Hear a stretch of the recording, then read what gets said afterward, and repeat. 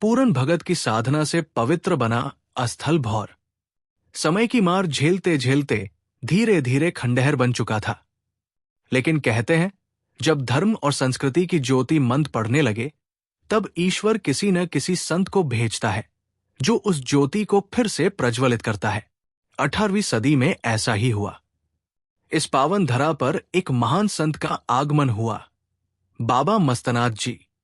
इन्होंने न केवल इस मठ को पुनर्जीवित किया, बल्कि इसे साधना, सेवा और शिक्षा का केंद्र बना दिया। बाबा मस्तनाथ का जन्म 18वीं सदी के उत्तरार्ध में हरियाणा की भूमि पर हुआ था। वे नाथ संप्रदाय के साधक थे और उनकी साधना शक्ति इतनी प्रबल थी कि लोग उन्हें अवतारी पुरुष मानने लगे। बाल्यकाल से ही उनमें अध्यात्म और वैराग्य की झलक थी।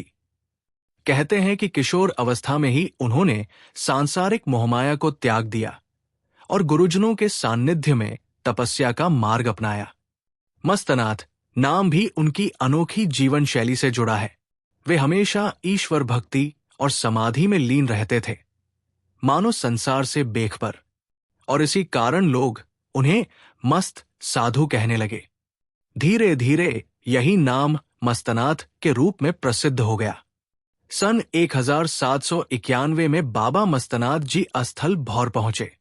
उस समय यहां केवल जर्जर इमारतें और उजड़े हुए अवशेष बचे थे। लेकिन संत की दृष्टि को केवल खंडहर नहीं, बल्कि साधना की संभावनाएं दिखाई देती है। उन्होंने निर्णय लिया कि इस प्राचीन मठ को फिर से जीवित किया जाए। धीरे धीरे उन्होंने यहां साधना आरंभ की और शिष्यों को जोड़ा। गांव के लोग उनके तेज, उनकी भक्ति और चमत्कारिक व्यक्तित्व से प्रभावित होकर उनके शिष्य बनते चले गए।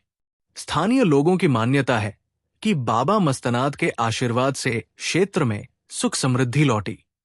लोग कहते थे कि जहां उनका ध्यान होता, वहां से दिव्य प्रकाश निकलता था।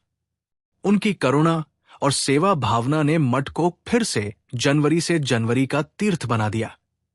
यही कारण है कि अस्थल भौर मठ आज भी 1791 को अपने पुनर्जन्म का वर्ष मानता है। बाबा मस्तनाथ का जीवन पूरी तरह साधना और सेवा को समर्पित था। कहा जाता है कि वे घंटों समाधि में लीन रहते और बिना भोजन पानी के भी तपस्या कर सकते थे।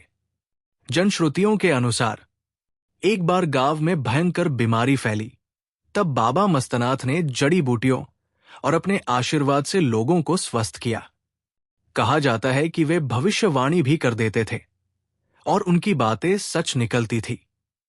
लोग उन्हें जीवित महायोगी मानने लगे थे।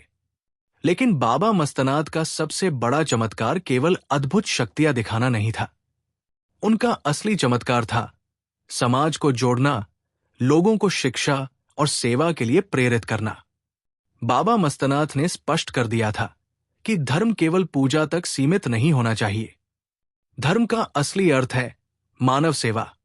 उनके शिष्यों और अनुयायियों ने इस विचार को आगे बढ़ाया। आज भौर मठ केवल एक साधना स्थल नहीं, बल्कि शैक्षणिक और स्वास्थ्य संस्थानों का केंद्र बन चुका है।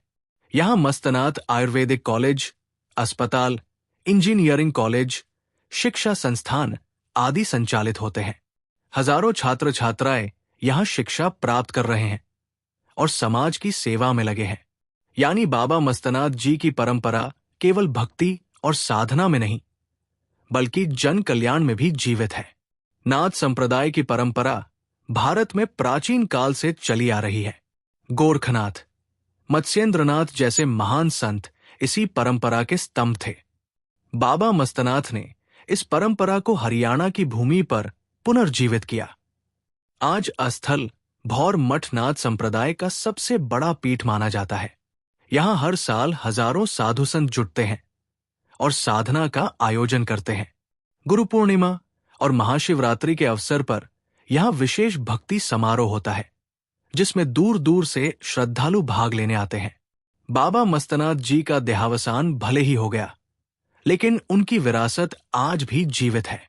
उनके उत्तराधिकारी महंत इस मठ की परंपरा को आगे बढ़ा रहे हैं।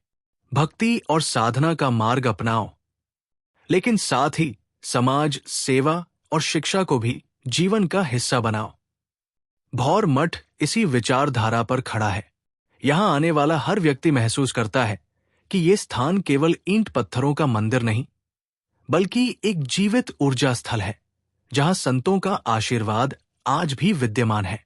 पूरन भगत की साधना ने जिस स्थान को पवित्र बनाया, बाबा मस्तनाथ ने उसी स्थान को पुनर्जीवित कर समाज सेवा का केंद्र बना दिया। लेकिन भौर मठ की पहचान यहीं तक सीमित नहीं।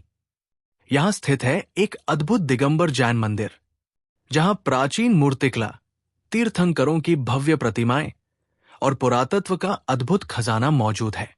तो आइए इस यात्रा के अगले भाग में हम देखते हैं भौर मंदिर का जैन मंदिर और उसकी अनूठी मूर्तिकला।